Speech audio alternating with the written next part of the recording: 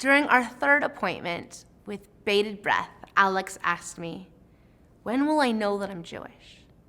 It's a tough one to answer, though it's the most common question during the conversion process. There's a story attributed to the 18th century Polish sage Avraham ben Avraham, known as the Ger Tzedek, that every soul that ever was or would be was present at Sinai, and that as God shopped the Torah from people to people before finally landing on the Israelites, there were individual souls who accepted the Torah as their truth. As their souls were born into the world, each in their own time, they found their way out of the conditions in which they were born and into Jewish community. For this reason, the Ger Tzedek believed that no one is truly new to Judaism. They are simply returning home.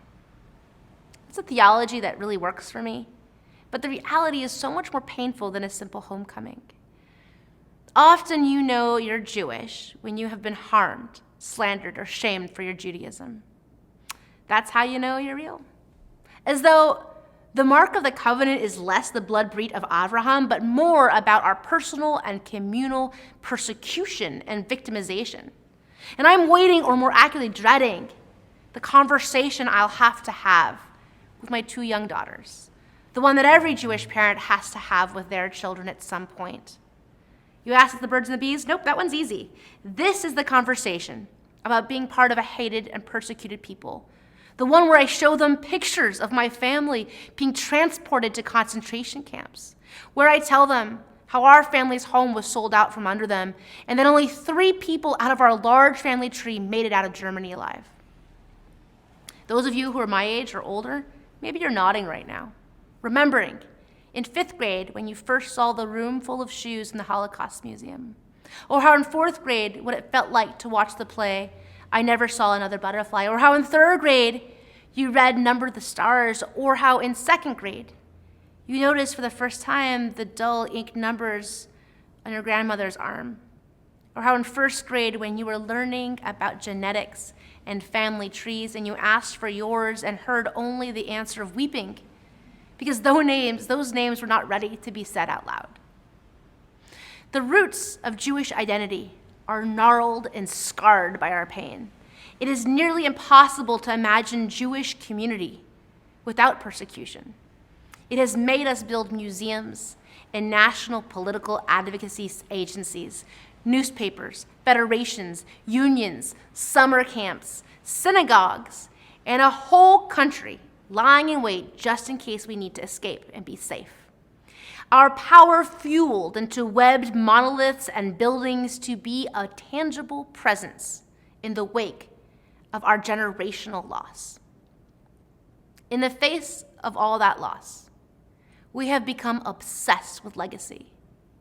Who will inherit this faith? And what will this faith look like? I remember a time in my own lifetime when marrying someone outside of the Jewish faith was akin to deserting your family. How can you marry a non-Jew when your great-grandparents died for being Jewish? Or how can you eat non-kosher food? Don't you know, even in Auschwitz, they abstained from eating leavened bread during Passover? Or how can you not make your child go to Sunday school or have a bar mitzvah? Did your ancestors suffer so you could pass on nothing? We carried our Torah from burning buildings, hidden in the lining of our coats, cut into pieces and then sewn back together across stolen borders for the sole purpose of sharing it with the next generation. So how then can you dare turn your backs on it? It's the strange idiosyncrasy of the Jewish faith identity that we feel the need to justify passing our Jewish ritual and tradition from a place of guilt and grief instead of a place of faith. And if COVID-19 has taught us anything in the realm of religious identity, then it is that we are being asked for our faith, not our buildings, our programs, or even community, to sustain us during this difficult time. Our faith, what we love and gives us meaning in our lives, is what we pass on, not the things that we think we should be passed on for the sheer reason we think they should continue. This Rosh Hashanah, we read the story of the sacrifice of Isaac. The Torah says that God tests Abraham to bring his son, Isaac, up the mountain and be sacrificed. With each step in the story, God pushes and tests, and Abraham says, "Hineni, here I am." And then in the penultimate moment, with the arm raised and knife in hand, an angel of the Lord calls out and says, "Abraham, you can stop." And Abraham says, "Hineni, okay, here I am." This is a critical source story for our people. We are tested, we prove ourselves, we move on, and we read it each new year as a reminder that we can't choose our tests, but that God is still with us. Some progressive rabbis have opted to read Breshit, Genesis, the very beginning, in lieu of this complicated text. I choose to read the traditional sacrifice of Isaac story each year as a reminder that I am part of a mystifying faith. I like to imagine the spaces in between the words. The silent story is not captured by the long arc of history. Like Sarah, Isaac's mother, whose opinion is nowhere to be found. What would the story be if it was told from her perspective? Or Ishmael, Abraham's first and eldest son, where does he fit in the story? Or is there a missing preamble, the part before Abraham's unwavering hineni, where he actually says, "Hell no, you can't take my son"? We perpetuate cataclysmic stories of our history and trauma, perhaps forgetting that there are other stories that can be shared alongside them. Dan Laibson teaches that one of the fallacies of Jewish thought is that we are part of an unbroken chain, passing Jewish tradition from generation to generation to generation without change. But in reality, Judaism is part of a series of breaking and broken moments that are woven together in every generation to form stories that are both sacred and fallible. And once distilled, leave us with the singular truth of B'Tselem Elohim, that all of us are made in the image of God, and therefore worthy of love.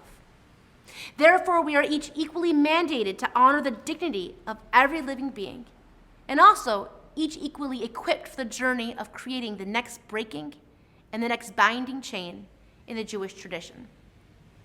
The script of what it means to be a Jew, how we pray as Jews, what a synagogue looks like, what counts as Jewish, what is meaningful to the individual Jew must change and allow for an emergent narrative that isn't sourced in grief and guilt, but rather rooted in authentic meaning and relevance in the lives of those who embrace Judaism.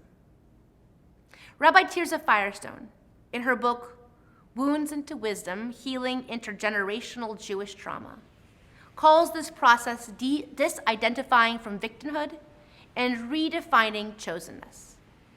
She quotes Amichai, a gay Orthodox Jewish man, saying, "The myths we tell and how we tell them define our values. We Jews are recycling the story of the firstborn, and we are recycling our traumatic reactions. And we are forever Isaac on the mountain, with the patriarchy at our throat with a knife." We are at a breaking point in this spiritual chain of transmission, where we must admit that our preoccupation with sheer institutional survival is not the same as legacy. Legacy in our Jewish world has come to mean upholding what was. But true legacy is the breaking and binding of spiritual change, living in the creative sparks of inclusion, imagination, holiness, believing and trusting that our faith will hold us and hold up in this new medium outside of the shul. So tell me, on this holiest of holy days, what isn't working for you in your faith? Because I'll be real. I don't believe in a God that asks you to kill your son or a God that sends plagues to teach a lesson. I don't believe that everything happens for a reason. I don't believe it's okay that we talk about being slaves in Egypt without talking about how we benefited from the spoils of slavery. I don't believe that rejecting some of the Jewish theology that no longer works for me is actually sinful or flies in the faith of my ancestors, because my ancestors would have found me, this blonde-haired, female, liberal as I'll get out rabbi, unfathomable, just as I find their faith and practices unimaginable. And yet both of us, those ancestors and me, are equally Jewish, and we have the same right to pass on to the next generation our own sense of meaning. Now tell me, what does work for you? What makes you sit here and pray with us through a computer, a phone, a tablet, a TV? What makes you show up in your faith and reminds you that you're not alone and you stand in a long line of every other Jew since Sinai who grappled with these same issues. Each of us has the obligation to choose and shape the story of Judaism and what gets shared in the future generations. Trauma changes us as individuals, as a community, and we know this from communal generational persecution. We know this from personal struggle and survival. We know this because we are in the middle of a collective existential traumatic moment of a pandemic. We will be changed by this moment, and we have a choice in the outcome of that change. My wounds don't have to define me, but they can inspire me. Let's ask ourselves, how have my wounds taught me resilience? Where has my pain emboldened me to make choices and do things that I never thought I would be able to do? My friend, Juanita Robeson, explains that we tell ourselves stories about ourselves for a reason. It helps us get through the pain to be rooted in a narrative. For instance, in the case of the Jewish experience, one narrative might be, I'm a victim, and therefore I am a survivor. The Goyim, the non-Jews, hate us, and therefore we must care for our own. Even God will test us, and therefore we must be unwaveringly loyal to what came before. She teaches also that our stories about ourselves have a shelf life. They help us through moments in our lives, and that at some point they stop serving us. You have to thank the old story for its gift and then make room for a new one. Juanita says that one way to think about how we come up with our stories is to imagine looking up at the sky and grabbing a fistful of stars in your palm and then looking into your hand, describe the sky with just those stars. Try another fistful. Try another group of stars. There are so many stories that can serve us. A new story, a narrative that asks the question, who are the Jewish people beyond the story of survival? And in order to ask that question, as Rabbi Firestone teaches, we must begin with healing. Heal the wound that the Goyim want to kill us, even though it's true, it isn't the only truth. Heal the wound that we should care only for ourselves and let the Goyim care for themselves. Even though that's a beginning, it cannot be the whole truth. Heal the wound that if you marry a non-Jew or don't pray in Hebrew or sell your synagogue building because faith doesn't live in buildings anymore, that you will be responsible for the death of Judaism. Even though a little of that might be true, it isn't the whole truth. If it's true that your link in the chain of generational continuity is important enough that your choices might lead to the end of Judaism as we know it, then it must be equally true that our choices might lead to the birth of a new Judaism. Your imagination and conviction are needed in this moment. Holding up the shell of what has always been does not make room for the new Jewish world that must emerge. The beauty of the Jewish faith is that you don't really need a rabbi to sanctify ritual.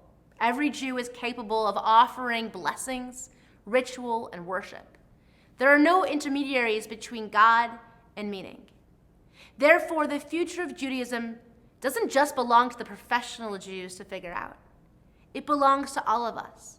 We are thankful to God every day for the gifts of those who came before us, who owed us nothing and still gave us Torah, courage, a fierce sense of identity, and the tune Veshamru. And in that same breath, we have to say we are committed to legacy and the generations who will come next. We want those children to be raised on stories of love, not fear. They will keep the faith and perpetuate the faith out of meaning, resilience, hope, not out of guilt. And when those children become adults and they think back on their earliest experiences of Judaism, they will know all of the stories, the wounds, the healing, the joy, remembering that when they were in 5th grade and 4th grade and 3rd grade and 2nd grade and 1st grade, their memories of Judaism were filled with stories that we can't even imagine because they're so relevant to them and meaningful and full of delight. The title of chosen people comes with the requirement of having choice. In this new year, trust yourself to live a Jewish life where you belong. Grab a new fistful of stars and choose a new story. Give the gift of creativity to your Jewish identity and help the greater Jewish community birth a new narrative. And try, because I promise it will help, to have faith that your faith will sustain you. Shana Tova. As we continue with our service, I want to thank our many Chavarim, our supporters at Temple Sholom, who have sustained our congregation and given tzedakah through gifts of time, talent, and finances. It's because of your trust and energy that we have been able to sustain such a widely diverse and authentic faith. If you are not part of the Temple Sholom community, but would like to learn more, or are interested in becoming a financial partner in our mission and ministry so that we can continue to provide services like this, please contact us because we'd love to hear from you.